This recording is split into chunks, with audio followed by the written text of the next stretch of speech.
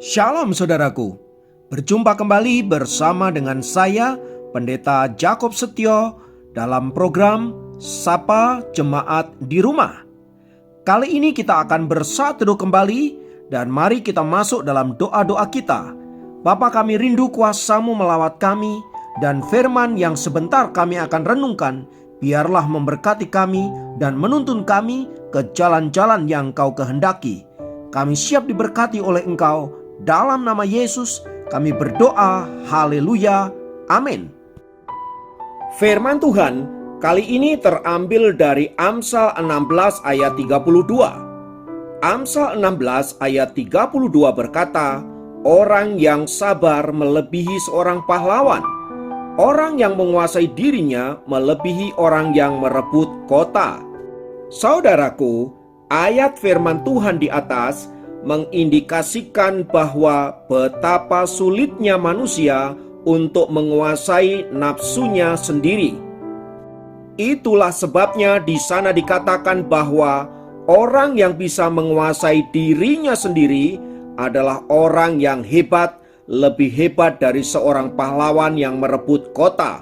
Itu artinya peperangan terberat dalam hidup ini bukan saat menghadapi musuh, melainkan menghadapi diri kita sendiri dengan nafsu-nafsunya yang senantiasa menuntut untuk dipenuhi. Karena beratnya melawan hawa nafsu diri kita sendiri, tak heran ada begitu banyak orang-orang yang dicatat oleh Alkitab berjatuhan begitu rupa. Sebagian besar dari mereka adalah orang-orang ternama, termasyhur, bahkan hebat di dalam bidang mereka masing-masing. Sebut saja Raja Daud misalnya. Siapa yang tidak mengenal pria yang hebat ini?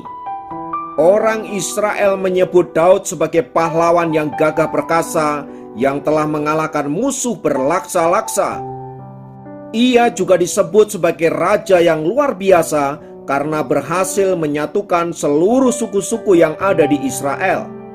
Namun citra dirinya yang luar biasa itu menjadi rusak karena ketidakmampuannya dalam menguasai nafsunya terhadap Batseba. Hanya karena api asmara sesaat, Daud akhirnya jatuh ke dalam jurang dosa yang begitu dalam. Daud yang selama ini menjaga dirinya dari perbuatan dosa dan kecemaran, sekarang tiba-tiba dia jatuh ke dalam dosa perzinahan dan bahkan pembunuhan berencana yang begitu kejam dan jahat.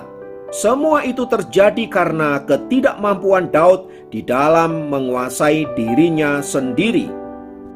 Tokoh yang lain yang juga mengalami kekalahan dalam hal menguasai diri adalah Simson.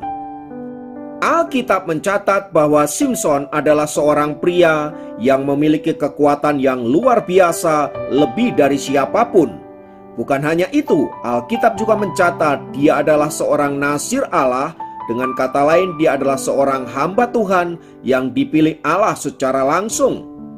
Namun lihatlah fakta kehidupan seorang Simson.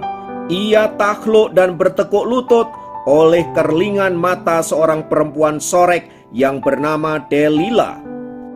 Bahkan sebelum itu, Simson juga kerap kali jatuh ke dalam pelukan wanita-wanita lain yang menyebabkan dirinya hidup dalam kecemaran. Alkitab kemudian mencatat akhir hidup Simson yang mengerikan. Semua itu terjadi karena ketidakmampuan dia di dalam menguasai nafsunya sendiri dan godaan-godaan yang datang kepadanya.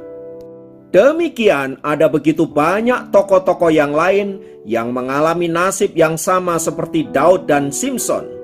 Ingatlah saudaraku bahwa nafsu adalah hamba yang baik, tetapi ia adalah tuan yang jahat bagi kita yang mau mengikutinya.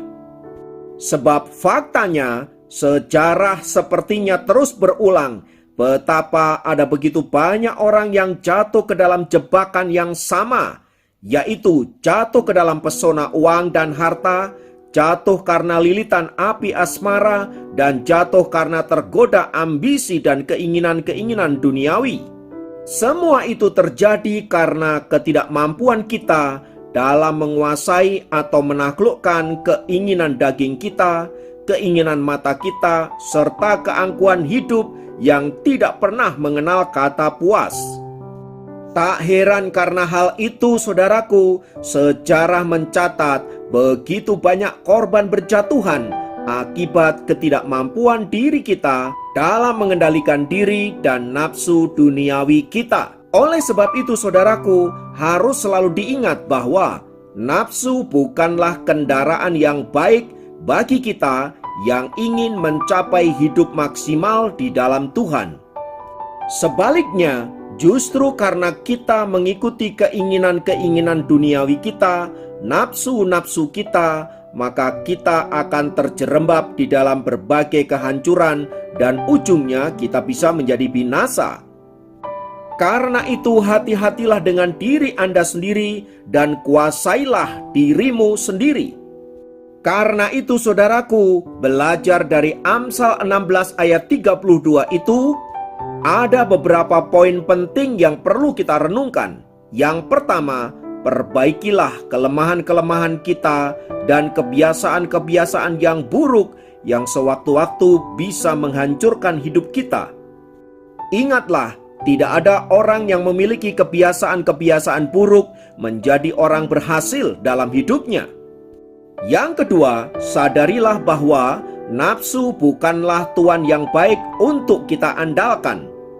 Yang ketiga, latihlah diri Anda sedemikian rupa supaya kita mampu mengendalikan emosi kita, mengendalikan nafsu-nafsu kita, dan mengendalikan diri kita sedemikian rupa supaya selaras dengan kehendak Tuhan. Dengan demikian, saudaraku, kita dapat menjadi orang-orang yang luar biasa, orang-orang yang hebat, orang-orang yang dapat diandalkan, dan senantiasa berhasil dalam segala hal yang kita kerjakan. Mari mulailah dari sekarang dan jadilah sukses. Mari kita berdoa. Tuhan, kami mengucap syukur untuk kebenaran firman-Mu yang mengajar kami untuk senantiasa mengendalikan diri kami sedemikian rupa agar kami boleh menjadi orang-orang yang hebat, orang-orang yang luar biasa di dalam Tuhan. Ada banyak tantangan, ada banyak godaan, namun Roh Kudus tolonglah kami agar kami dimampukan untuk mengendalikan diri kami dan tetap ada di dalam on the track-nya Tuhan, supaya melaluinya kami dapat memuliakan nama-Mu. Terpujilah Engkau Bapa kami, di dalam nama Yesus kami berdoa, haleluya, amin.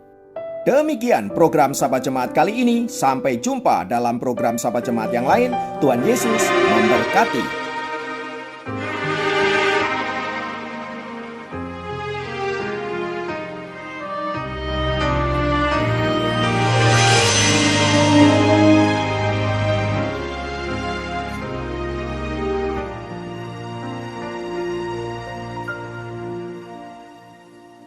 Hanya Engkau, Juru Selamatku, Tuhan Kau setia padaku.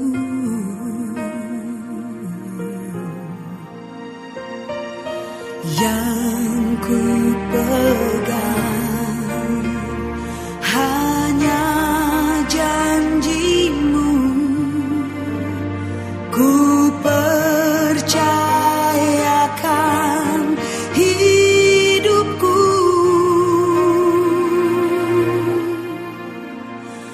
Ku sembah Kau Allah